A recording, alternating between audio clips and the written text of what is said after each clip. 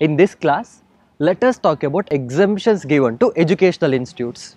So first, we need to learn what do you mean by educational institute. Whether everyone teaching, whether they are educational institute, whether every coaching classes, whether they are educational institutes. Let us look into the definition of educational institutes. The definition has three parts. The first part says educational institute means the institutes teaching up to preschool or up to higher secondary, that is up to 12th standard. So if there is any school or college teaching up to 12th standard, it is an educational institutes. The second part of the definition says if any educational institute is teaching a degree which is recognized by law, then it is an educational institute. For example, there are so many engineering colleges, there are so many fake engineering colleges in India which gives the degree which is not at all recognized by any university or any government. So these are not educational institutes. In order to be educational institute, the college should give a degree which is recognized by the government or any law. The third part says if any institute is teaching any vocational course such as ITI, that is industrial training, even they fall under the category of educational institutes. To repeat, up to 12th standard it is educational institute. If they are teaching a degree, if it is recognized by law, then they are also educational institutes. The last one is if they are teaching any vocational course, even then such institute will be called as educational institutes. Now let us discuss the actual topic, that is exemptions given in relation to educational institutes. This can be broadly classified into two categories.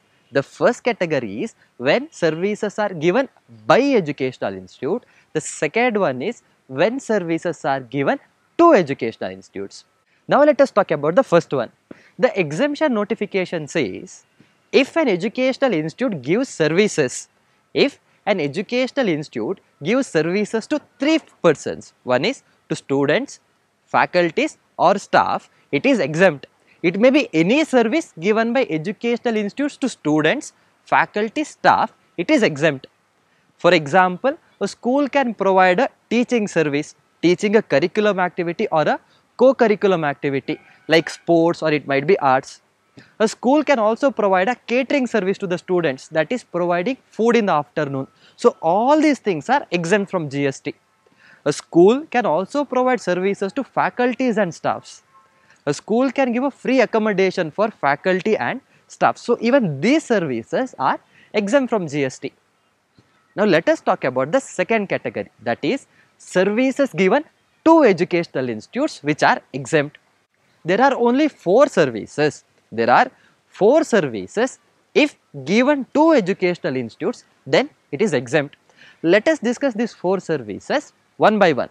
The first one is transportation service. Let us take an example to understand this. Say I have a school bus. I have a school bus. I am not an educational institute. I only have a school bus. Now I am providing service to educational institute by way of picking students from their home and dropping them to school. So this is the service I am providing to educational institute. So I am providing transportation service to educational institute, then this is exempt from GST. The second item is catering services. Catering services provided to educational institute, then it is exempt. Let us say there is one school day. There is one school day in one school and they hired me as a caterer. So I provided a catering service to that school, then this service is exempt from GST. The third point is service by way of security or housekeeping. So if I am providing security services or housekeeping service or cleaning service for a educational institute, then it is exempt from GST. Let us take an example to understand this. Near the gate of every school, you can find a watchman. Say this watchman service is provided by a security agency. So they provide this watchman, then the service provided by security agency to school is exempt from GST. So that is the third point. Let us look at the fourth point, that is any services in relation to admission or examination of students, it is exempt from GST. Let us again take one example to understand this. Say I have a computer lab, I have a computer lab, it is a private computer lab. Now there is school which wants to conduct computer examination for the students, but they don't have enough computers. So they asked me to provide my lab for one day of time. Now I am providing service to educational institute in relation to examination. Then this service, whatever I am providing to educational institute, is exempt from GST. Let us quickly revise what we studied till now. We discussed that any services provided to educational institutes, and if these services fall under the 4 categories, that is 4 points, then it is exempt. The first point was transportation services provided to educational institute, exempt. Second one was catering services. Third one was security, housekeeping and cleaning service. The last one was service with relation to admission or examination of a student. Now there is an important clarification. This you need to remember. All these 4 points, all these 4 exemptions are applicable only and only when it is given to an educational institutes up to 12th standard. So all these services I am giving only up to 12th standard, it is exempt. Let us take one example to understand this. Say I am a caterer and I provided a service to a BCom college. I provided catering service to a BCom college. Now is it exempt? It is not exempt because the BCom college does not fall under the category of up to 12th standard. So only up to 12th standard, that is up to higher secondary, the services are exempt. Let us understand this exemption from examination point of view. If in examination they ask you, say there is a school and it taught drawing lessons to the students in summer holidays. Is it exempt? You will write it is exempt because it is a service by educational institutes to students.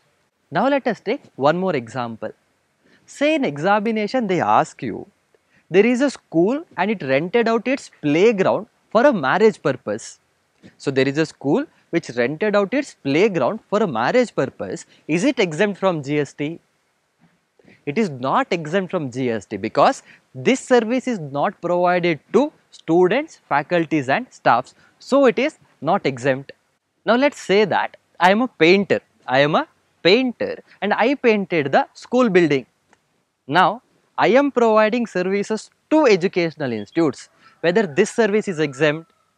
This service is not exempt because this painting service does not fall under those 4 services. So what you have to remember is, if any service is provided to educational institutes, then only those 4 services are exempt. Any services other than these 4 are not exempt from GST.